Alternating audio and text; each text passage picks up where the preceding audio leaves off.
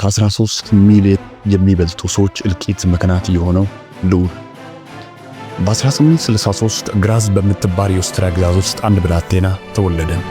ይህ ብላቴና በውልደቱ ለቤተሰቡ ታላቅ ደስታ፣ በሞቱ በሚሊዮን ሞት ምክንያት ነበር። ይህ ብላቴና ልዑል ፈርዲናንድ ይባላል። ከአባቱ አርኩድ ካርዲናል ሉዊንግ ከእናቱ ልዕልት ማርያም አቱንዚና በ1863 ከፈጣሪ ለቤተሰቦቹ የተቻለ በረከት። ያም ልጆች የፈጣሪ በረከቶች አይደሉምን? ልዑል ልክ በዘመኑ እንደነበሩ ታዳጊ ወንድ ልጆች ወታደራዊ ስልጠናዎችን ገና ከ11 ዓመቱ ጀምሮ ሲማር ያደገ ሲሆን በርካታ ማዕረግንም በጊዜ በየደረጃው ማግኘት ችሏል። የወላጅ አባቱ በታይፎይድ በሽታ በ1896 መሞት ተከትሎ በአባቱ መንበር ይነግስ ዘንድ ለንግስና ታጨ። ምንም እንኳን ትልቅ ኃላፊነት ብጣልበትም እሱ ግን ለአደንና ጉዞ ልዩ ፍቅር ስለነበረው የልቡን ሐሳብ መፈጸም ላይ ተግቶ ይሰራ ነበር። ፍራንስ ፈርዲናንድ ሶፊ ቾኬት ከምትባል እንስት ጋር በጋብቻ ተጣምሮ 3 ልጆችን አፍርቷል። ባለቤቱ ሶፊ የአንዲት የሌላ ግዛት ልዕልት ደንገጡር ነበረች። ሶፊ ምንም አይነት የንጉሳዊ ቤተሰብ ዘር ግንድ ስላልነበራት ትዳሩ በንጉሳውያን ቤተሰብ ዘንድ ተቀባይነት አልነበረውም ነበር። ብቸኛው ያቆየው ምክንያት የፈርዲናንድ ለሷ የነበረው ጥልቅ ፍቅር ነው። በልዑል እምቢባይነት ትዳሩ ቢቀጥል ሶፊ ግን የሚከተለው ጥቅሞች እንዳትጋራ ተከልክላ ነበር። የልዑል ባለቤቷ ደረጃ ማረግም ቢሆን ልጁ ጥቅምን አትጋራም። በሕዝብ ፊት ለፊት ከሱ ጎን ቆማ መታየትም አይፈቀድላትም ነበር። በንጉሳውያን ልዩ መጓጓዣ እንዳትንቀሳቀስ አይፈቀድላትም ነበር። ይህ ሁሉ ሆኖ ሳለ ግን ሁለቱም በትዳር እስከ ሰኔ 28 1914 ግድያው ሁለቱንም በደቂቃ ልዩነት እስኪፈጸም አብሮ ኖረዋል። ለልዑል መገደል ምክንያት የሆነው የኦስትሪያ ሃንጋሪ እና የሰርቢያ ሽኩቻ ነበር። ባልካን ግዛት ላይ የበላይነትን ለመቆጣጠር ብሎ የቦስኒያን የራስ ማዕረግ የሚደረጉ ሽኩቻዎች የሁለቱንም ሀገራት ግንኙነት ሻክሮ ቆይተዋል። የኋላ ቦስኒያ ሰርቢያን የምትፈልገውን ግዛት ጨምሮ በኦስትሪያ ሃንጋሪ ተያዘ። በዚህ ቂምኝነት የቆየው የሁለቱም ሀገራት ፍጥጫ በአንድ የሰርቢያ ምስጢራዊ የሞት ማህበር ጥቁር ተብሎ በሚጠራ ቴሮሪስት ግሩፕ ውስጥ አባል የነበረን አንድ ሰርቢያ ብሔርተኝነት ጋሮቭ ፕሪንጎ በተባለ ግለሰብ ሳርቬኖ በተብላ በምትጠራው የቦስኒያ ከተማ የተፈጸመው የልዑል ግድያ ዓለማችን ወደ ለየላት የልቂት ጦርነት አልፎም ተርፎም ሁለቱም ባስከተላቸው ተባባሪ ሀገራት ወደ አንደኛ የዓለም ጦርነት እንዲገቡ ፍሽካው ክር ብሎ የጀመረበት ክስተት ነበር። በኦስትሪያ ሃንጋሪ በኩል ጀርመን ሙሉ መተማመኛ በመስጠት የስላቭና የኦርቶዶክስ ጠባቂ ነኝ የምትለው ሩሲያ ደግሞ ከሰርቢያ ጎን በመሆን ጦርነቱ እንዲጀመር ፈርቀዳጅ ሆኗል። አስቀድመው መስርቶት በነበረው የትብብር ስምምነት መሰረት አንድ እያሉ በቡድናቸውን በመቀላቀል ወደ ፍልሚያ ሜዳ ያላንዳች ከለካይ ዘው ብሎ ገቡ። መሪዎች ሊደርሰው ከሚችለው ሰቆቃ ለደቂቃ እንኳን ቆም ብሎ ሳይገናዘቡ ህዝቦቻቸውን ወደ አንድ ታላቅ ፍልሚያ እንዲገቡ ነዱም። ከዛም በኋላ የፍልሚያ የአንደኛ የዓለም ጦርነት ተብሎ ተጠርቷል። ከ1916 እስከ 1922 የወቅቱ የብሪታንያ ጠቅላይ ሚኒስትር የነበሩት ዴቪድ ሎርድ ጆርጅ በጦርነቱ ታመስን በማለት ሳይሸሽጉ ተናግረዋል። እስኪ ይህንን ዘግናኝ እልቂት ካስከተሉ ዋና ክስተቶች መካከል አንዳንዶቹን እንመልከት። ታሪክ ጸሐፊው ጆን ቴለር የትኛውም የሀገር መሪ መጠነ ሰፊ ጦርነት የማካሄድ ፍላጎት አልነበረውም።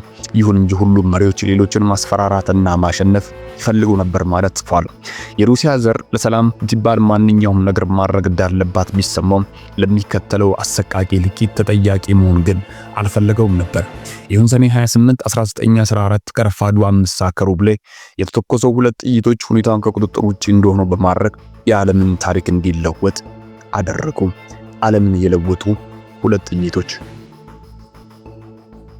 እስከ 1914 ባለው ጊዜ ውስጥ በአውሮፓ መንግስታት መካከል ለረጅም ጊዜ ዘለቀ ኃይለኛ ፉክክር ሀገሮች በሁለት ተቃራኒ ጎራ እንዲሰለፉ አድርጓቸው ነበር።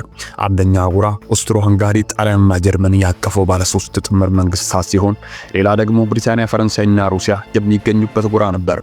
ከነዚህ በላይ ሀገሮች የባልካን ሀገሮችን ጨምሮ ከሌሎች በርካታ ሀገሮች ጋር ፖለቲካዊ ሆነ ኢኮኖሚያዊ ትስስር ነበራቸው።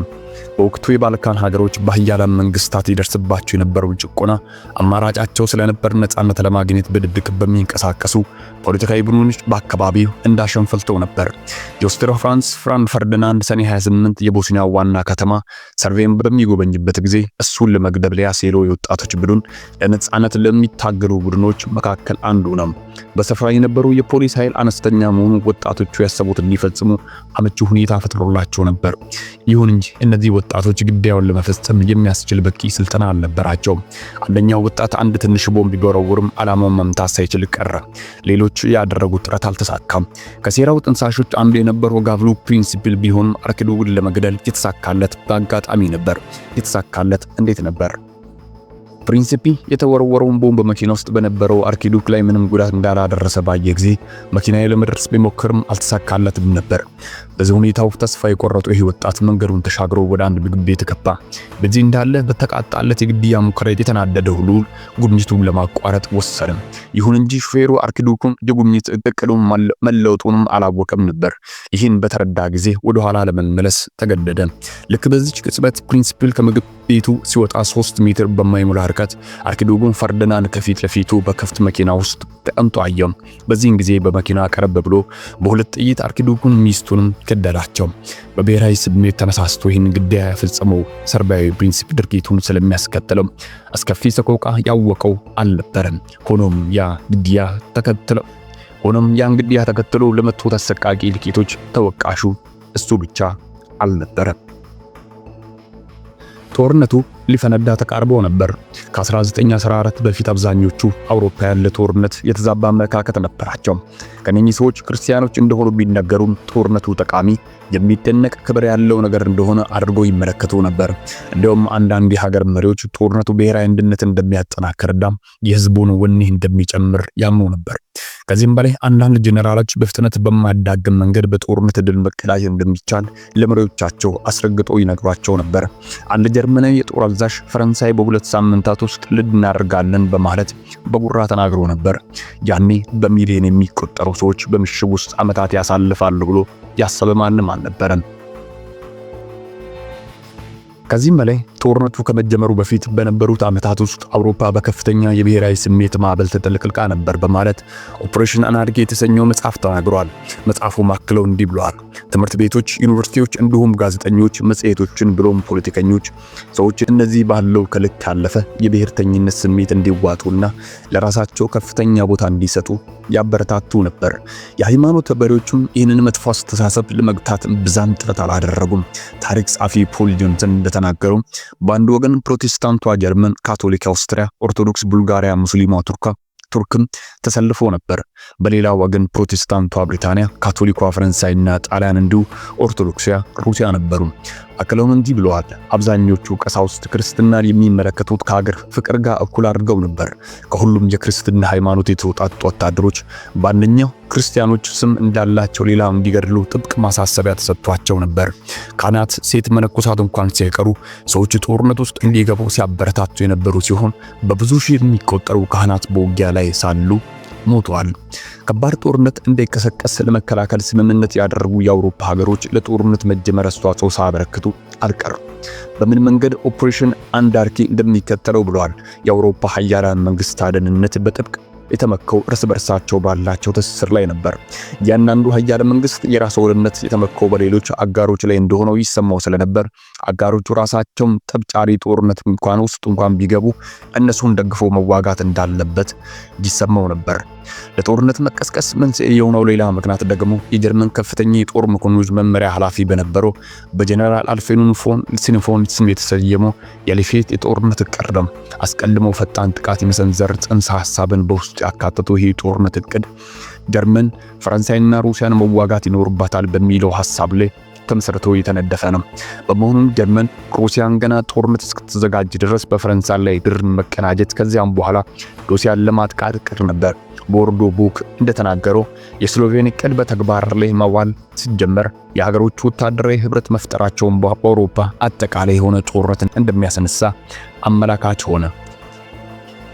ሰቆቃው ጀመረ። የሰርቢያ መንግስት በአርኪዱክ ግድያ እጁ እንዳለበት የሚያሳይ ተጨባጭ ማስረጃ ባገኝም ኦስትሪያ የሰርቢያዎችን አመት ለአንዴና ለመጨረሻ ጊዜ ለማስቆም ወስና ነበር። ታሪክ ጸሐፊ ጆን ሮበርትሰን ኦስትሪያ ለሰርቢያ ትምህርት ለመስጠት ጓጉታ እንደነበር ተናግሯል።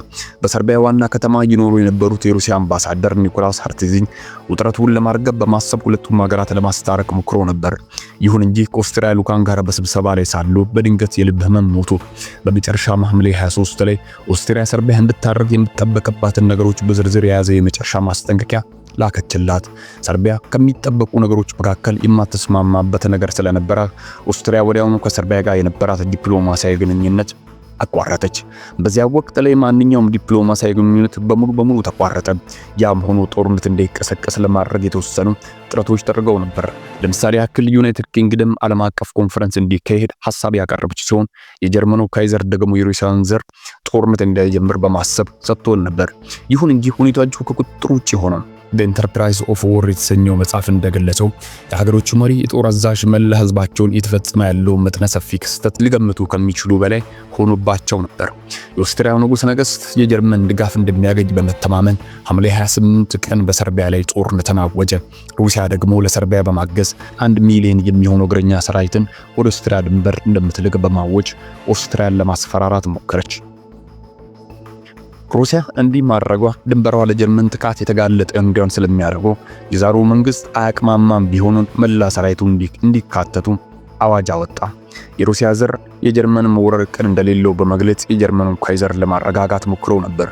ይሁን እንጂ ሩሲያ የጦር ሰራዊቷን ማስተካከሏን ጀርመን የጦር ዕቅዷን ተግባራዊ ለማድረግ በፍጥነት እንድትንቀሳቀስ አደረገ። ጀርመን ሐምሌ 31 የሻልቤት የጦርነት ዕቅድ በሥራ ላይ ማዋል የጀመረች ሲሆን ናሴ 1 በሩሲያ ላይ ከሁለት ቀን በኋላም ደግሞ በፈረንሳይ ላይ ጦርነትን አወጀች። ጀርመን የነደፈችው የጦር ዕቅድ በቤልጂየም በኩል ማለፍ ይጠይቃል። ይህ የተገነዘበችው ብሪታንያ ጀርመን ገለልተኛ ሆነች የቤልጂየምን እንድትተካ ከሆነ ጦርነት እንደምታወጅባት በመግለጽ አስጠነቀቀች። የጀርመን ሰራዊት ናሴ 4 ላይ የቤልጂየምን ድንበር አቋርጦ ገባ። በዚያን ጊዜ ጦርነት መጀመሬ አይቀሬ ሆነ። የዘመናችን ትልቁ ዲፕሎማሲያዊ ክሳራ። ታሪክ ጸሐፊ ኖርማንዲ እንደጻፉት ብሪታንያ ጦርነት ማወጇ የዘመናችን ትልቁ ዲፕሎማሲያዊ ክሳራ እንዲከሰት ከፍተኛ አስተዋጽኦን አበርክቷል።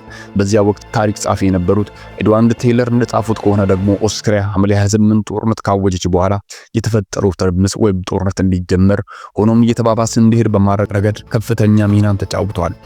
በተለያዩ ቦታዎች ላይ በጣም ብዙ የሆኑ ነገሮች በፍጥነት ይከሰተው ነበር። አስተዋይ የሆኑ የተረጋጋ አእምሮ ያላቸው ሰዎች እየተነገራቸው ያለው መረጃ ልዋጥላቸው አልቻለም ነበር።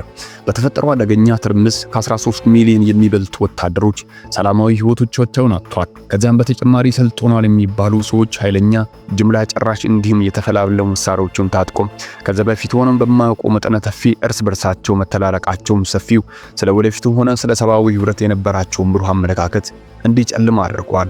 በዚያው አበቃን። ቶሌራ ጎንፋ ነኝ። ቸር ቆዩ።